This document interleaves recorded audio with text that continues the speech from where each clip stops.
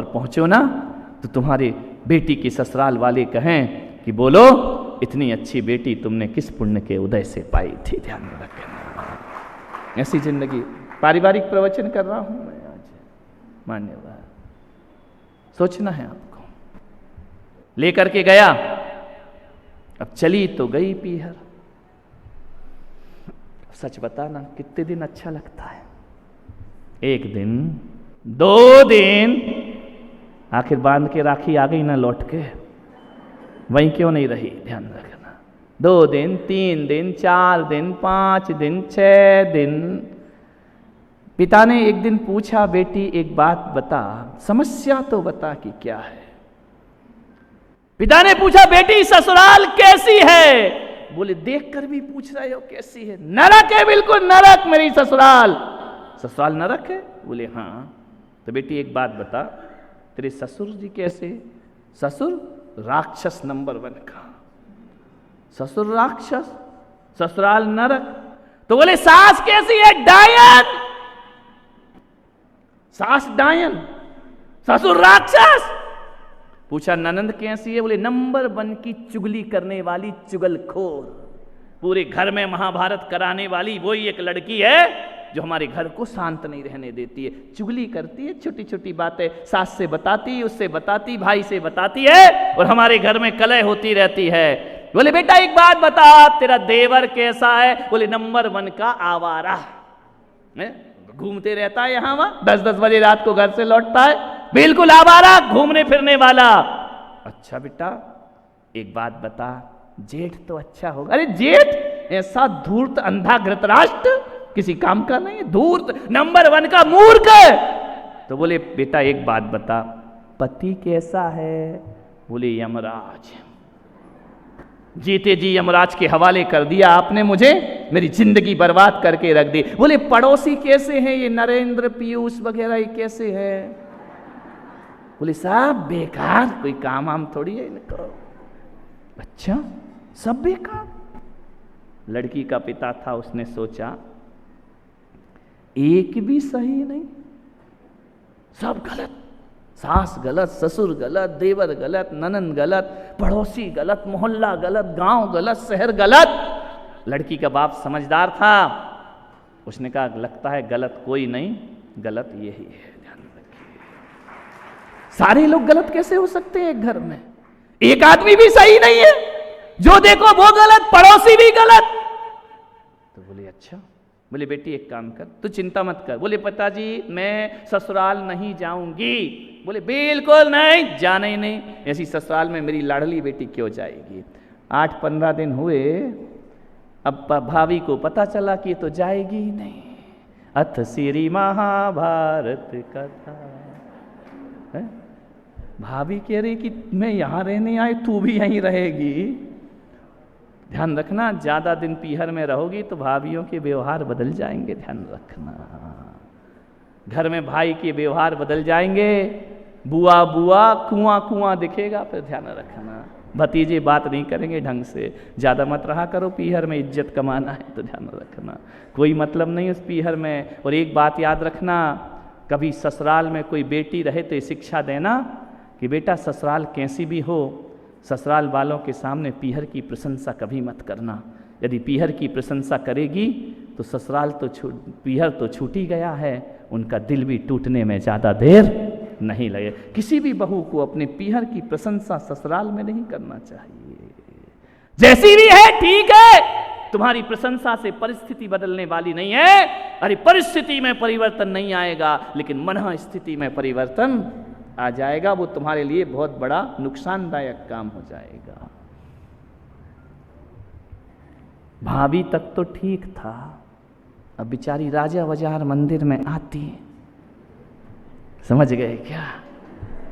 चूड़ीवाल जी का घर दिखता, उसी गली से निकलती, ऊपर 2 बहुएं कहती क्यों दीदी जा नहीं रही क्या? अरे धात तेरे की, तुझे क्या पड़ी मैं जाऊं या नहीं जाऊं?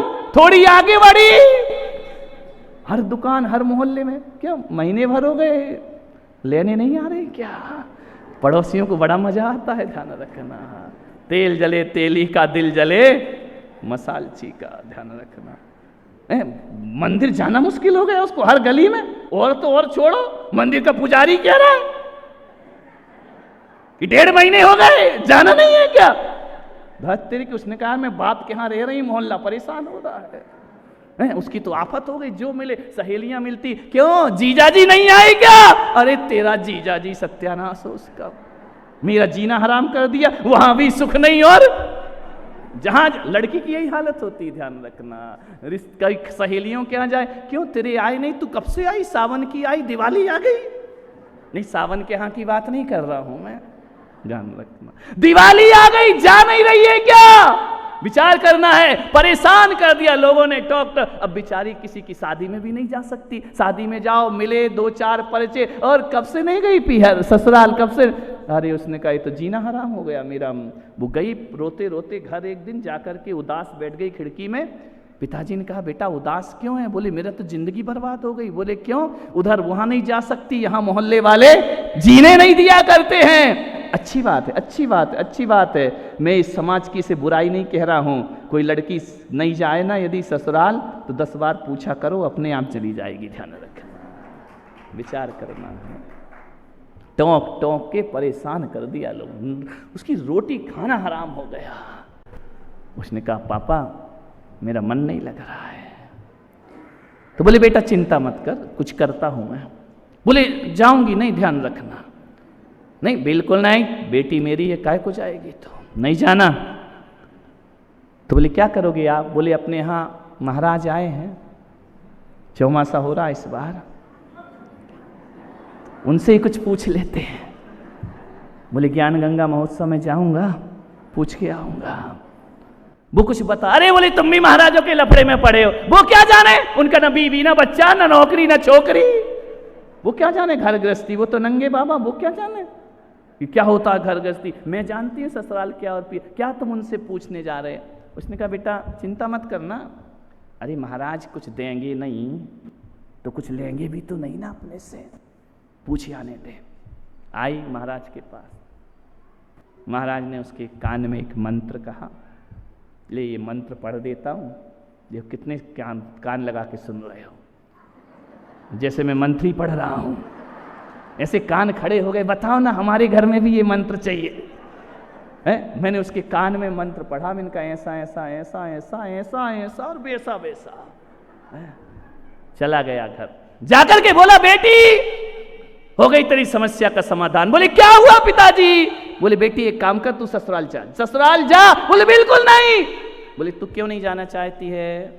बोले वहां कुछ मन नहीं लगता, अच्छे लोग नहीं है। बोले सारे लोग बदल जाएं तो बोले फिर मैं जा सकती हूँ। उसने भी सोचा यार यहाँ रहने से अच्छा तो थोड़े दिन बाद पीहर बुरा लगता है, ध्यान रखना है। उसने कहा कि ठीक है पिताजी। बोले बेटा बस तू यही चाहती है ना कि ससुराल तेरी मुट्ठी में आ जाए? बोले और क्या चाहती? यही तो चाहिए, सास मेरा कहना माने, ननद मेरा कहना माने, देवर मेरा कहना माने, पति कमा के लाए तो पैसा मेरे हाथ में रख दे, खर्च पानी मैं करूं, कोई रोके ना कोई टोके ना, मैं जब उठूं तो उठूं, जब सोऊं तो सोऊं, कोई बोलने वाला। लड़की को इससे ज़्यादा और क्या सुख चाहिए? यही तो सुख है जिंदगी के कि मेरे को डिस्टर्ब नहीं करना, ध्यान रखना है। तो पिता ने कहा बेटा ऐसा होगा एक दिन पूरी ससुराल तेरी मुट्ठी में आ जाएगी। बोले कब आ जाएगी? बोले थोड़ी सी साधना करना पड़ेगी। मैं महाराज के पास गया था, एक मंत्र लेकर के आया हूं। उसने कहा पापा देखो ये मंत्र जपना अपने बस का काम नहीं है। अरे बोले महाराज से मैंने पूछा कि वो नहीं जपेगी है, तो बोले कि तू जप लेना। तो बोले तेरा मंत्र मैं जप लूंगा। बोले तुम जपोगे? बोले हाँ, बस थोड़ी सी तुझे साधना करना पड़ेगी। बोले पापा क्या साधना? बोले 6 महीने, बस 6 महीने। 6 महीने की वैलिडिटी है, समझ में आए तो रहना, नहीं तो वापिस आ जाना। ये दरबार पिता कहते बस 6 महीने एडजस्ट कर ले। बोले क्या करना होगा? बोले मंत्र बिल्कुल नहीं जपना, भगवान का नाम भी मत लेना, सारा जप मैं करूंगा, सारी साधना मैं करूंगा, अनुष्ठान हवन यज्ञ मैं करूंगा, असर तुझ पे होगा। बोले मुझ पे असर होगा? बोले हाँ, बस मेरी तपस्या भंग मत करना। बोले क्या? बोले 6 महीने तक ना किसी को जवाब देना, ना गुस्सा करना, है ना, तेरा जीवन बदल जाएगा। उसने कहा पापा 6 महीने बस थोड़ा कम कराओ ना। आदमी तो ऐसे ही है ना, रात्रि भोजन त्याग थोड़ा कम करो ना महाराज। बोले 6 महीने से कम नहीं हो सकता? नहीं। बोले महाराज ने कहा है तू यदि नियम सही पालेगी तो जल्दी भी हो सकता है काम। बोले ठीक है, मैं जल्दी कर लूँ। गई ससुराल, जैसे ही पहुंची लोगों ने कहा फिर आफत आ गई। ससुर जी ने मुंह फेर लिया, पति बाहर निकल गए। सास ने कहा कि तुमसे कहा था ना समधी जी, इसको मत भेजना, इसको मत भेजना, क्यों आई है हमारे घर में। बोले माता जी प्लीज थोड़ा धैर्य रखो, प्लीज निवेदन है, एक मौका, एक मौका। गई, सासू के पैर पड़े, जय मेरी कुल देवी, जय हो तेरा कल्याण। सासू देख रही यार ये पैर पड़ रही है। पिता से कहा पिताजी तुम जाओ, ये मोर्चा हम संभाल लेंगे। अब पिताजी चले गए। सुबह 6 बजे उठी, नाश्ता बना रही, चाय बना रही। 8 बजे उठने वाली, चाय बना रही, नाश्ता बना रही। सासू ने कहा अपनी बेटी को, बेटा देख रसोई में बिल्ली घुस आई क्या, बर्तन की आवाज कैसे आ रही है। बोले नहीं मम्मी जी बिल्ली नहीं है। बोले कौन। बोले दिल्ली आई है। अच्छा क्या कर रही है, चुपचाप देख। तो नाश्ता बनाया, चाय बनाया, प्लेट में लगाया, मम्मी जी नाश्ता करिए। अरे सास ने कहा ये वही है या बदल गई है। ऐसा तो नहीं इसकी जुड़वा बहन हो, बाप ने दूसरी वाली भेज दी हो बदल के। दूध का प्याला लेके जा रही है, अचानक गिर गया। ससुर ने कहा अंधी है, दिखती नहीं है। प्याला गिरा दिया, तोड़ दिया पूरा कांच। गुस्सा तो ऐसा आ रहा था उसको भीतर से कि प्याला तेरे सिर पे पड़े, लेकिन कंट्रोल कंट्रोल, 6 महीने कंट्रोल। उसने कहा पिताजी गलती हो गई, आगे से ध्यान रखूंगी। बाप ससुर की तो आंखें फटी रह गईं, ये शब्द इसके मुंह से। उसने सास से पूछा सुनती है ये बोई है या कोई और। बोली टेंशन में तो मैं भी हूं कि ये वो वाली तो नहीं लगती है। ननंद को खाना, देवर का भोजन, पति को भोजन। झाड़ू लगा रही, सास बोली मम्मी जी रहने दो, मैं लगाऊंगी ना। तू झाड़ू लगाएगी। बोले 6 महीने उसके बाद तो तुझे ही लगाना। उसने याद रख ली 6 महीने 6 महीने मैं लगाती। सासू ने कहा यार तू झाड़ू लगाएगी। बोली हाँ मैं सब झाड़ सकती हूँ, ध्यान रखना। झाड़ू भी लगाई, पोछा भी लगाई, सब कुछ किया। 6 महीने क्या, 1 महीने 2 महीने बीते। सास ने कहा बेटा तू इतने सुबह उठ जाती है, नाश्ता बनाती है। बोले हमारे औरंगाबाद में एक महाराज आए हैं ना, है ना, उनने क्या कहा है। बोले उनने कहा है कि रोज सुबह से उठकर भूखे को खाना खिलाओ। बोले क्या मतलब है। बोले अम्मा जी तुम रात में पानी का त्याग है, तुम्हारे भोजन नहीं करती हो, 12 घंटे की भूखी हो, तुमको खाना खिलाना भी तो पुण्य है ना। एक बात याद रखना औरंगाबाद वालों, केवल दरवाजे पर खड़े भूखे को खिलाना ही पुण्य नहीं है, अपने घर में सबसे पहले अपने बड़ों को खिलाना ये महापुण्य हुआ करता है। आप भी तो भूखी है ना मम्मी। मैं तुम्हें उस दृष्टि से नहीं कह रही हूं जिस दृष्टि से तुम समझ रही हो। मैं कह कुछ रही हूं जो तुम समझ रही, हकीकत तो वही है वो बात तो है ही 6 महीने की बात है, उसके बाद तो तुम थाली लेके खड़ी रहोगी, बाबा मंत्र जप रहा मेरा। अच्छा ऐसा समय बीता, सासू बहू नहीं बेटी बेटी कहने लगी, ननंद भाभी भाभी करने लगी, देवर भाभी भाभी करने लगा। ससुर जी बाजार से लौटते, दुकान से लौटते, शाम को कुछ ना कुछ फलाहार लेके आते, चमचम लाते, रसमलाई लाते, रसगुल्ला लाते, गुलाब जामुन लाते, मेरी बेटी को दूंगा। बेटी इंतजार करती, ससुर जी आ रहे। ससुरो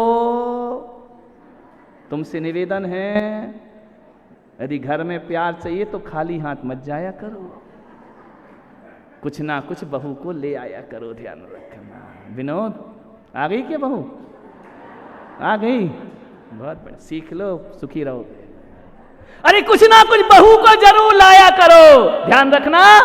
यदि कुछ लेकर के घर रोज जाओगे ना तो बहू इंतजार करेगी, खाली हाथ कहोगे तो बुढ़ा आ गया खड़ूस, खाली गया खाली आ गया, ध्यान रखना है। और सासुओं से मेरा निवेदन है कि जब भी कहीं बाहर घूमने जाओ, बेटी को साड़ी लाओ या ना लाओ, बहू को साड़ी लेकर के जरूर आना, ध्यान रखना। बहू इंतजार करेगी, मम्मी कब आओगी, मम्मी कब आओगी, मम्मी कब आओगी, लेकिन मम्मी तो ऐसी है, बेटी को 2 लाती है, बहू को 1 लाती है, ध्यान रखना। यही तो गड़बड़ हो जाता है मामला, ध्यान रखिए। बिल्कुल नहीं, बिल्कुल नहीं। एक बात ध्यान रखिए, बेटी के साथ कितने दिन रहना है तुमको? साल में 1 बार आएगी गर्मी की छुट्टी में, ध्यान रखना, और त्योहार में आ जाएगी। एक बात बताओ, जो एक बार बेटी आती है उस पर जान छिड़कती हो, और 24 घंटे इस बहू के साथ रहना है, उससे ऐसा व्यवहार क्यों किया करती हो? ध्यान रखना, जिंदगी तो बहू के साथ गुजरा करती है। बेटी कितना सुख देगी, 1 दिन 2 दिन चली जाएगी, बहू तो तुम्हारे सुख में बीमारी में। मैं कहता हूं कि बहू कितनी भी खराब हो, बीमार पड़ जाओगी ना, तो कुछ करे या ना करे,